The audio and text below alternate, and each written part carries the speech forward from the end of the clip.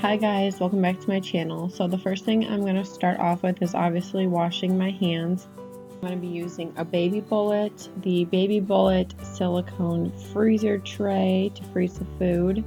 The tray that you put each of the jars in, and I only have 4 jars because my other 2 had food in them already. The spatula. I'm going to be making a fruit and a vegetable, so I'm going to start with butternut squash first. I'm just taking a cutting board and then a knife. And I'm just going to cut the butternut squash in half. This is a little tough to cut, but it got a little easier, so you're just going to cut it until you get it in half, and it'll look like this. Then I'm going to be scooping all of the guts out, so like the seeds and stuff, kind of just like a pumpkin. Sometimes this can be a little more time consuming if the seeds are more dried up and they're harder to get out. So today it was a little bit more difficult. You can see that I take the knife to try and force it out of there. Then I'm just going to preheat the oven to bake at 350 degrees. And I'm using this baking dish right here and just filling it about halfway up with water so that the butternut squash can sit in it, as I'll show you right here. So I'm just going to lay it down, and I was trying to figure out a way to fit them both in there.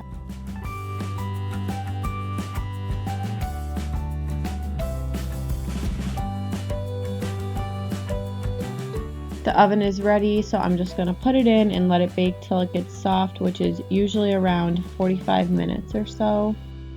While the butternut squash is baking, I'm just going to go ahead and prepare the fruit, which is going to be bananas.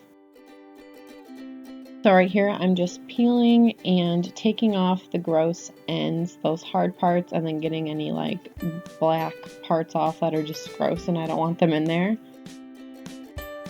Today I used a total of 3 bananas because that's all that can fit in the Baby Bullet, unfortunately. I'm just gonna fill this glass up with water, and I don't ever know how much I'll need. I just get enough to kind of pour and then see if it's good enough.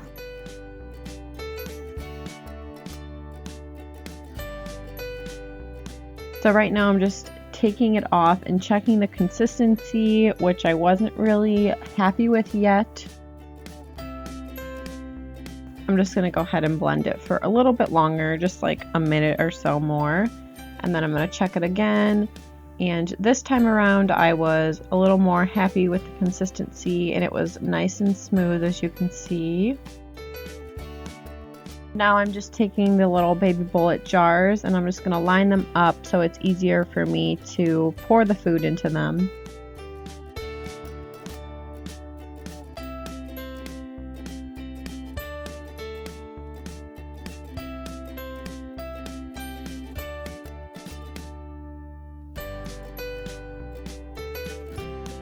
Something I really love about these jars is that they have a dial you can set to the date you made the food, so that is what I'm doing right now.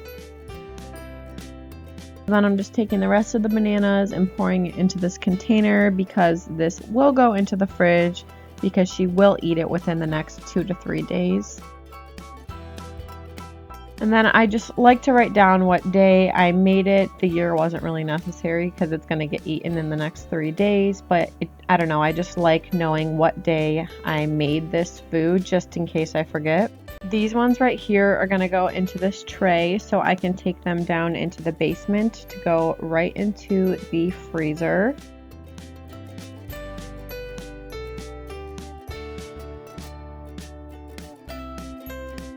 Obviously, since I still have to cook the butternut squash, I'm just going to wash out the bullet and everything that I use that might have bananas on it. So the squash is now done, but I did let it cool down in the oven for a little bit just because it's so hot after baking for so long. Right now I'm just flipping them over and they're completely cooled off, so I'm not burning my fingers off. And then I'm just going to scoop it all out and then just put it all right into the bullet. I wish I knew a better way to do this just because I want to get all of the squash, and as you can see I have some left on the skin. I just don't really know a better, more effective way of doing this. So if anyone knows, feel free to let me know in the comments. I'm going to be taking the water that I baked it in just so that all those nutrients that kind of got baked out of it go right back into it, and then I'm just going to go ahead and blend it. And there was too much in the blender, so right now I'm just kind of like moving it around so it doesn't get stuck, because that happens sometimes when you put too much in there. After I blend it for a good, like, I want to say 2.5 minutes, I'm just going to check the consistency of it, and this time it turned out perfect. I love the way that the puree looks of this. Then I'm just taking the silicone freezer tray and just pouring the squash into there, and it gets a little messy, but don't worry, I'm going to clean it up. The only reason it's so messy is because of how thick it is. It's hard to pour it evenly in there.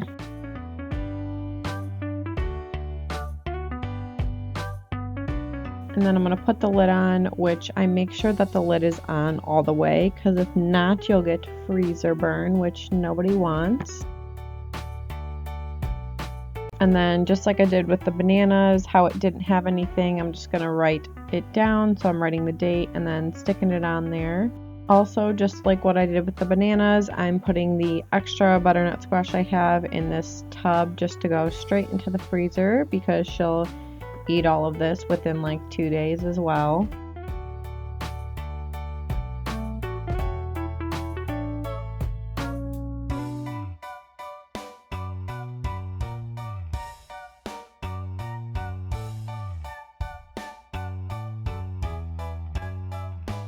I'm going to go ahead and put it in the fridge, and there is the bananas that I put in there earlier.